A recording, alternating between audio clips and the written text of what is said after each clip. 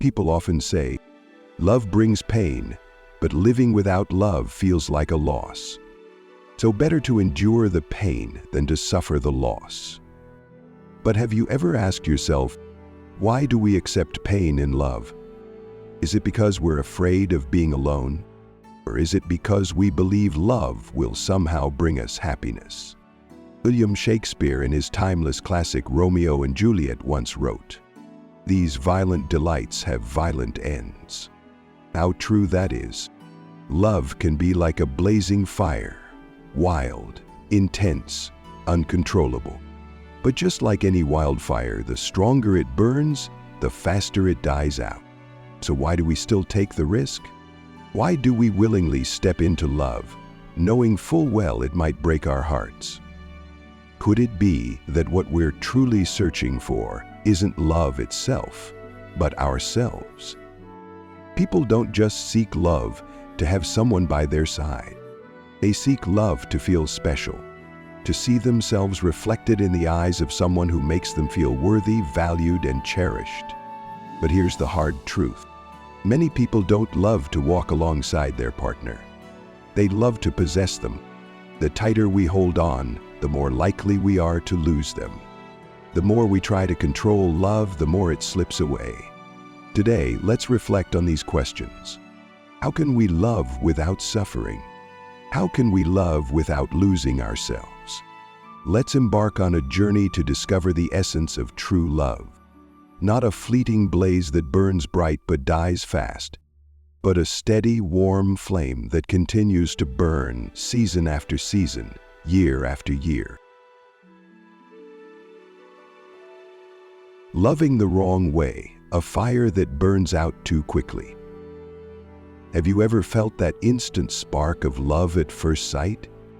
A glance from a stranger, a warm smile, or a simple gesture. Suddenly, your heart races, your mind drifts into a daydream, and everything around you seems to fade away. People call it love at first sight. But let me ask you this, does love at first sight really last? William Shakespeare once wrote, "These violent delights have violent ends." And just like a wildfire, it burns intensely but dies out just as quickly. This is the kind of love that begins with fiery passion but fades into ashes. In the beginning, you're captivated. You're so drawn to the person that logic no longer matters. Emotions take control. Your heart becomes the driver, and your mind sits quietly in the back seat. You're willing to do anything to win them over. Sometimes you even change parts of yourself just to match their ideal version of you. But have you noticed what happens next? When that fiery passion cools down, reality sets in. You start to see the flaws you once ignored. The person in front of you doesn't match the perfect image you had in your mind. Disappointment creeps in. Frustration builds up. That's when the controlling behavior begins. You try to fix them, to change them, to shape them into the version you dreamed of. But here's the hard truth. The more you try to control love, the more love slips away. The philosopher Osho once said, "Love is freedom. Love is not possession." But how many of us realize that in time? Instead of letting love be a journey of understanding, we turn it into a cage of expectations. We love, but only if the other person becomes perfect for us. We love, but only if they change for us. But do you know what happens next? Love dies. People love you for who you are, not for the person you're trying to force them to be. When we hold on too tightly, we don't just suffocate them, we suffocate ourselves. When we cling to our pride, our expectations, and our selfish desires, love becomes a prison, not a sanctuary. This is what it means to love the wrong way. A love that burns brightly, but only for a moment. A love that promises warmth, but leaves behind only ashes. And by the time you realize it, you're left standing in the ruins of something that could have been beautiful. Not because love failed you, but because you didn't know how to let it breathe.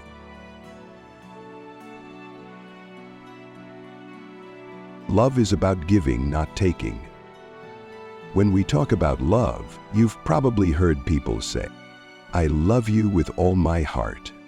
It sounds beautiful, doesn't it? But let me ask you something. Has anyone truly given their whole heart to another person? Most of us like to believe that our love is unconditional. But is it really? Let's be honest with ourselves for a moment. When you love someone, do you expect them to love you back? Do you expect them to care for you, to sacrifice for you, to make you feel special? If your answer is yes, then unfortunately that's not unconditional love. The philosopher Osho once said, "If you love someone because they make you happy, that's not love. That's a transaction." It's a hard truth, but it's the truth. Many people don't love to give, they love to receive. They love because they want someone to fill the emptiness inside them. They love because they want to feel important in someone else's life. They love, but they secretly hope to be loved back in return. And that's exactly why so many people hurt each other in love. Picture this. Imagine you're holding a glass of water. If you grip it too tightly, the water spills out. Love is the same way. The more you try to hold on to it, to control it, to take from it, the more it slips away. So how do we love the right way? Love like a river. A river doesn't try to hold on to its water. It lets it flow freely toward the ocean. And yet, no matter how much water it gives away, the river never runs dry. The poet Rumi once wrote, "A hand that is closed cannot receive a gift. Only an open hand can receive everything." Love works the same way. When you learn to give love without expecting anything in return, you receive far more than you ever imagined. You don't just receive love, you receive peace of mind, clarity, and a sense of freedom. Love is not about seeking wholeness from another person. It's about becoming a safe harbor for yourself. When you love without control, when you love without ownership, when you love without possession, that's when you discover what love really is. It's not the love that burns brightly for a moment and then dies. It's the love that grows quietly but steadily, and it stays with you. True love isn't about taking, it's about giving, and when you give love freely, you'll find that love gives itself back to you in ways you never expected. The secret to lasting love, nurturing what lies outside of love. Most people believe that for love to last, all it takes is for two people to love each other deeply. But is it really that simple? The truth is, love isn't sustained by emotions alone. It's also nurtured by things that, at first glance, seem to have nothing to do with love. The poet Rumi once said, "Don't seek love out of loneliness. Love because you truly love." But to love in this way, you have to learn how to care for the things that exist outside of love. So what are these things outside of love that matter so much? They are your work, your health, your family, your friendships, and your mental well-being. Many people fail to realize that when these areas of life are unstable, when work becomes overwhelming, finances are tight, or mental health declines, love will feel the impact. Small disagreements that were once manageable suddenly turn into full-blown conflicts. So, what's the secret to lasting love? The secret is simple, but not always easy. Take care of your entire life, not just your love life. When you have mental clarity, a stable career, strong friendships, and inner peace, your love will naturally be stronger too. Osho once said, "Take care of yourself. Take care of your life. That is how you take care of love." Don't let love become the only thing you live for. Is when love faces challenges, and it will.